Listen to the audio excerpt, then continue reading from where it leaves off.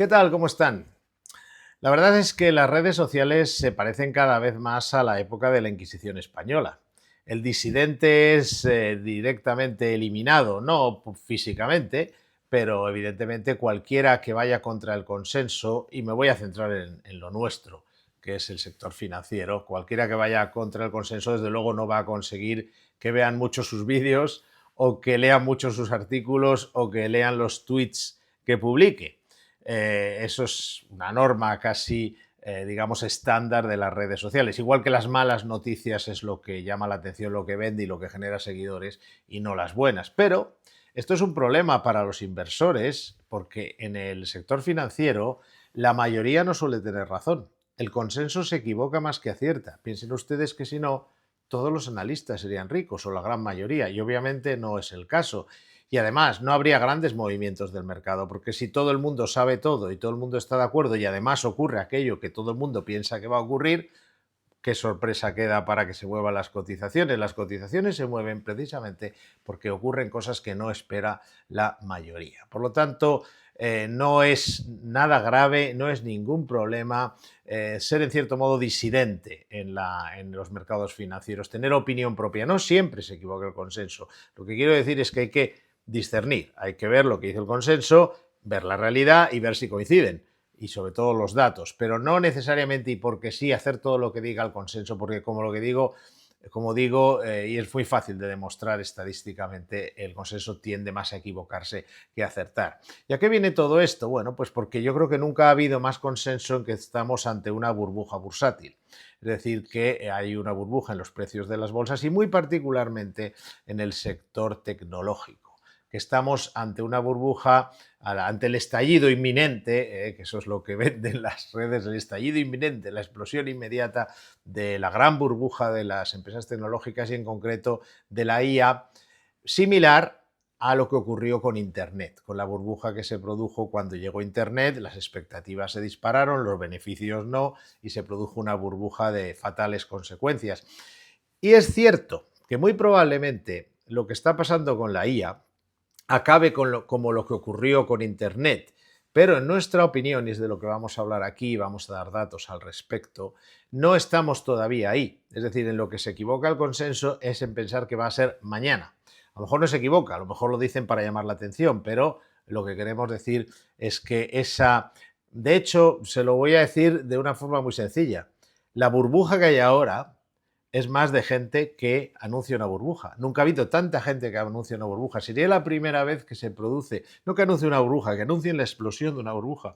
Sería la primera vez en la historia que se produce la explosión de una burbuja financiera o inmobiliaria o lo que sea, estando todo el mundo de acuerdo en que se va a producir, porque si fuera así, pues todo el mundo ya estaría más fuera del mercado. En fin, no vamos a perder mucho tiempo en ello. El mensaje que les queremos transmitir como introducción: no tengan miedo a tener opinión propia en los mercados, sobre todo si está avalada con datos, porque es falso que el consenso acierte más que se equivoque en los mercados financieros, en las bolsas en general.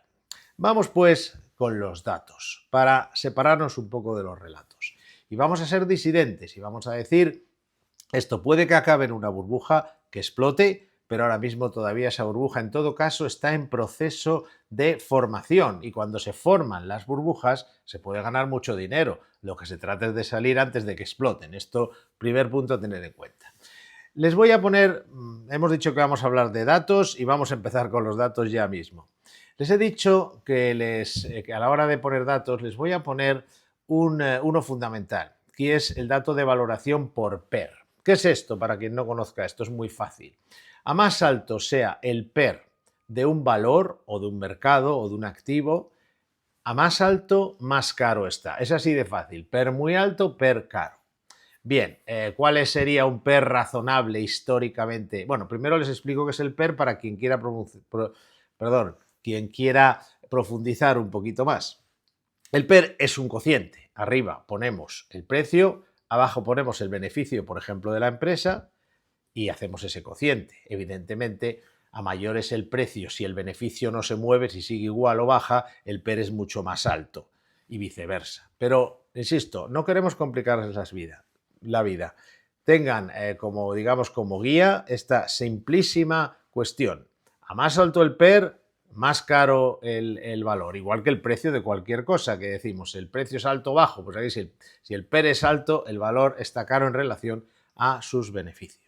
Y se usa muchísimo en bolsa, hay muchos matices, pero ese es el mayor, lo que se usa más habitualmente. Entonces vamos a coger la afirmación de que estamos igual que en marzo de 2000 cuando explotó la burbuja de las .com, de las compañías de internet.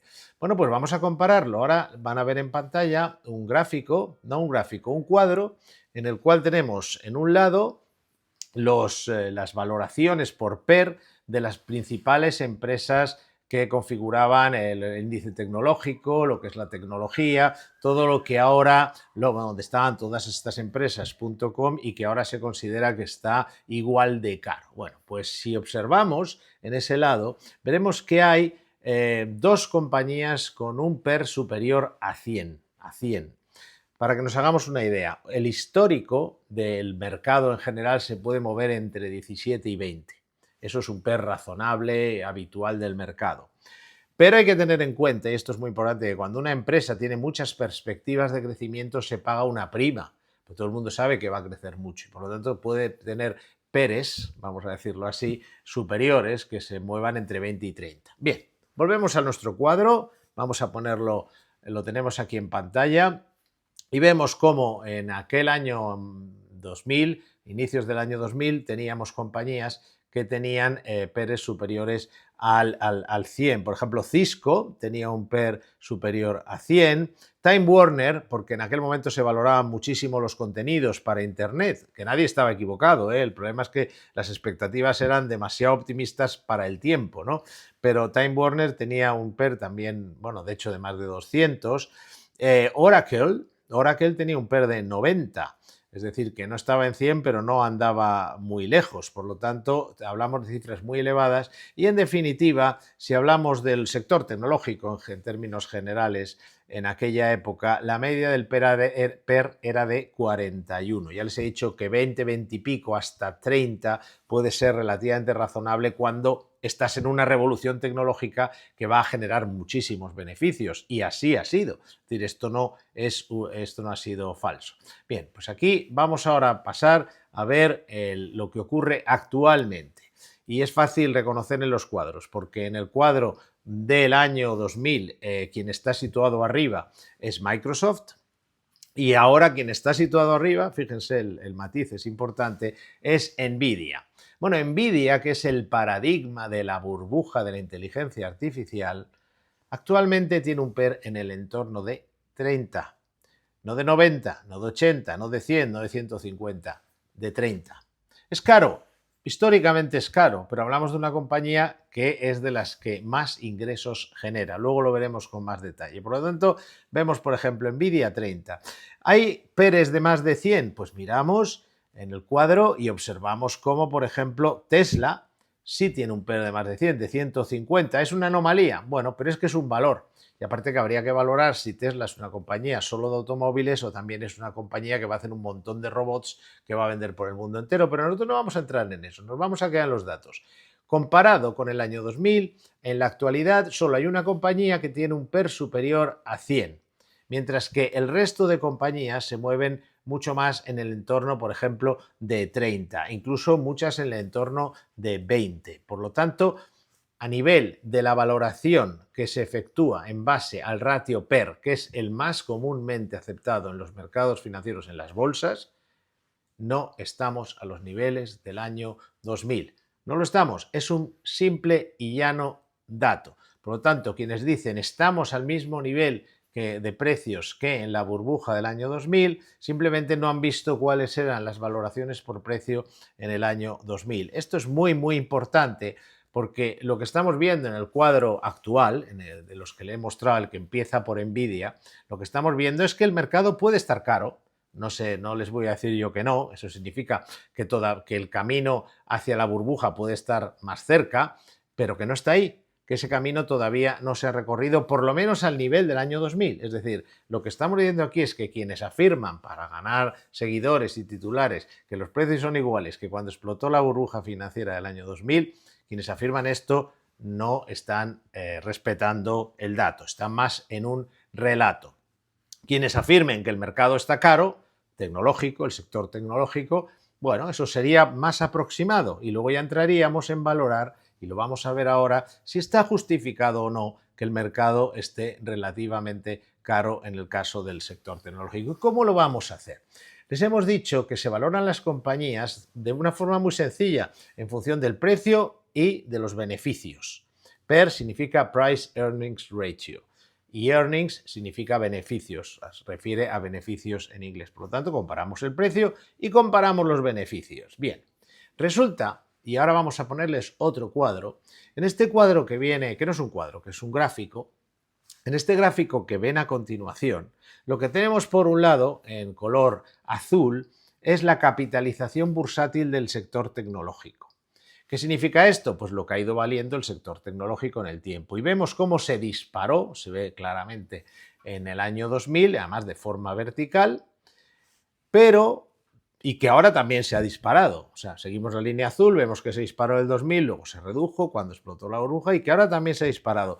Pero hay un matiz muy importante. Si ustedes ven la línea roja representa lo que ganan esas compañías. ¿En qué medida su peso en los índices? Capitalización bursátil es el peso de las compañías en los índices. Las tecnológicas cada día pesan más en los índices bursátiles, son más caras. Bueno, son más caras, no, perdón, han subido mucho de precio y por lo tanto cada día pesan más en los índices bursátiles, pero en el año 2000 la línea roja que representa qué suponían los beneficios de esas compañías en el índice y que vemos como hay un momento que aunque sube muchísimo el peso de esas compañías en los índices, la línea roja, es decir, lo que representaban los beneficios es mucho más modesto el crecimiento, porque realmente no ganaban mucho. Si lo trasladamos eso ahora y nos giramos un poco y vemos cómo efectivamente ahora el peso de las compañías tecnológicas es enorme en los índices, pero cuidado, también los beneficios. Y además la diferencia es enorme. Comparen la situación de la línea roja respecto al azul en el año 2000, que está resaltado en el gráfico, y comparen esa situación ahora. El diferencial es mucho más pequeño. En otras palabras, y hablando en plata, nunca mejor dicho, aunque las compañías tecnológicas han subido muchísimo en sus cotizaciones y pesan muchísimo en los índices, también sus beneficios, también ganan mucho, son las que más ganan del mercado. El crecimiento de los beneficios en el SP500, el índice de la bolsa norteamericana, se debe sobre todo y casi, no diría exclusividad, pero en gran medida, en una muy gran medida, a lo que ganan todas estas compañías del sector tecnológico. Por lo tanto, esta vez la subida de momento ha ido acompañada de una subida similar de los beneficios. Claro, cuando esto cambie, cuando sigan subiendo las cotizaciones, pero los beneficios no acompañen, es cuando entraremos en territorio de burbuja. Es así de sencillo.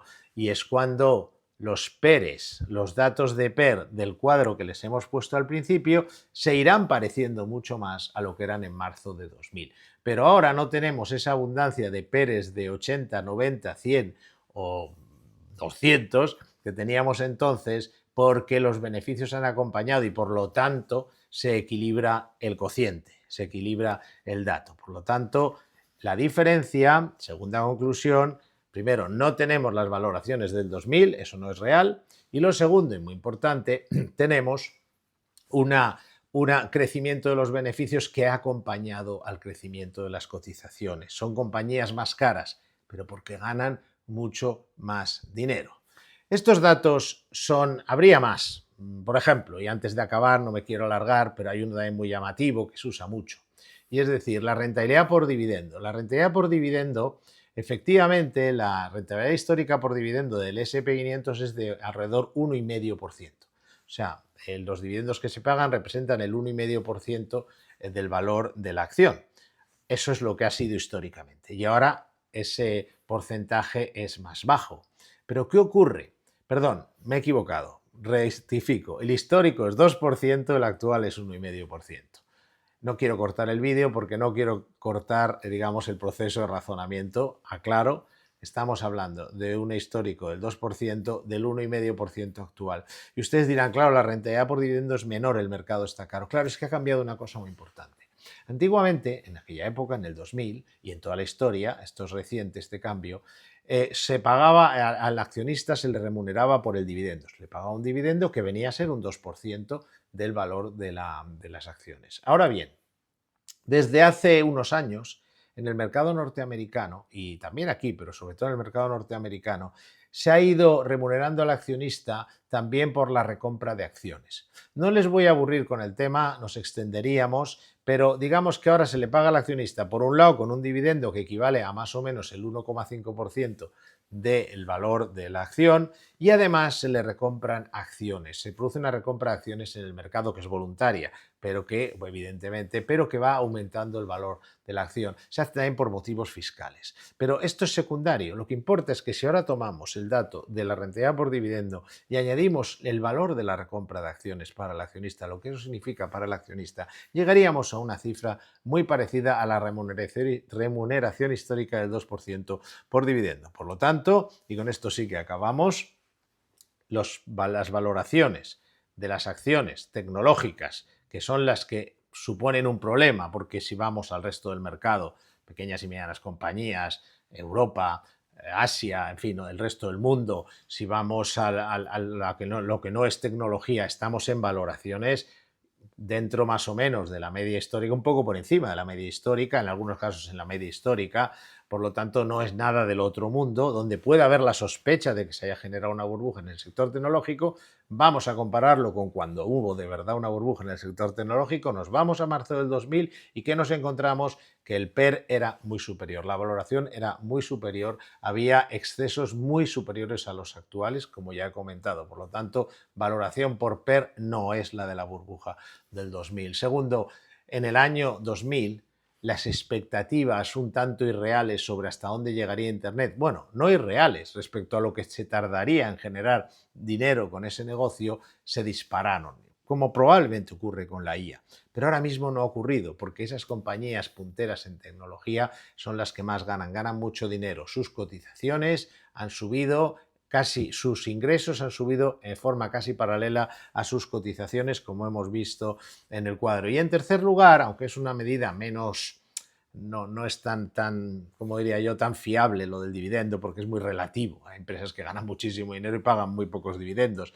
pero en términos generales tampoco hay gran diferencia, puesto que aunque el dividendo ahora es menor respecto al valor de las acciones, es cierto que también se remunera a los accionistas de otra manera, es decir, con la recompra de acciones. Por lo tanto, estos tres elementos tan importantes para afirmar si el mercado está en una burbuja o no, y concretamente el sector tecnológico, en el caso de los dos primeros, no se puede todavía decir que estamos en marzo del 2000. Podemos decir que está caro, analizar cuánto margen le pueda quedar, que de eso hablaremos en otro vídeo, cuánto suelen durar los mercados alcistas, cuánto pueden durar, que eso también nos da una buena información, pero la afirmación que se hace con tanta contundencia, pero sin ningún nivel de comprobación de que el mercado está igual de caro que en marzo del 2000 es directamente falsa. No es así y ahí están los datos que lo prueban. Podremos coger muchos más,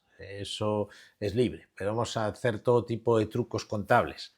Pero la realidad es que las valoraciones por el PER, que es lo más importante, lo que siempre se ha utilizado en el mercado, y ha funcionado, PERes estratosféricos acaban en desastres estratosféricos. El hecho de que algo suba mucho y no acompañen los beneficios también acaba en desastre estratosférico, pero no es lo que está pasando ahora. Eso es la base para valorar las acciones del mercado y todavía no estamos ahí. ¿Estaremos? Sí, pero bueno, también estaremos en contacto y, por supuesto, lo iremos avisando a los clientes para que, según ya el riesgo de permanecer no compense el potencial de beneficios, pues actuar. Pero no es necesario salirse del mercado porque sepamos que algún día que el entorno en el que estamos acabará en burbuja. Primero vamos a ver hasta dónde, en qué punto empiezan a separarse las cotizaciones de los beneficios de las compañías, en qué punto las valoraciones empiezan a ser surrealistas y en qué punto además todo el mundo está diciendo que el mercado va a subir eternamente, como pasa por ejemplo ahora con el oro, porque es cuando todo el mundo dice que algo sube eternamente y se dan los datos anteriores que vimos para marzo del 2000, cuando sí que se produce una explosión de la burbuja, pero en principio ahora mismo más que consenso en que el mercado todavía tiene margen, puede tener margen de subida por los conceptos enumerados anteriormente y por supuesto el crecimiento económico, que es real. Estados Unidos está creciendo cerca del 3%, pero eso ya es un dato más puntual. Pero el consenso ahora mismo no va por ahí, no va porque la bolsa tiene motivos para crecer, el consenso va porque hay una burbuja. Y nunca ha habido tanto consenso en que hay una burbuja a punto de explotar y por lo tanto aumentan las probabilidades de que todavía no la haya. En fin, si les ha gustado el vídeo, por favor, no dejen de suscribirse. Y además, si les ha gustado mucho, no dejen de dar un like, porque eso nos ayuda con el algoritmo y ayuda a que haya más gente que pueda beneficiarse de lo que podamos aportar en nuestro conocimiento de los mercados financieros, que hoy hablan de la bolsa, pero que en otro día hablarán de temas pues, mucho más conservadores, como la renta fija o la remuneración de los depósitos. Es decir, este es un canal abierto a todos los inversores y todos los ahorradores. O sea que si lo son, no dejen de suscribirse y si es posible, dar un like. Muchas gracias.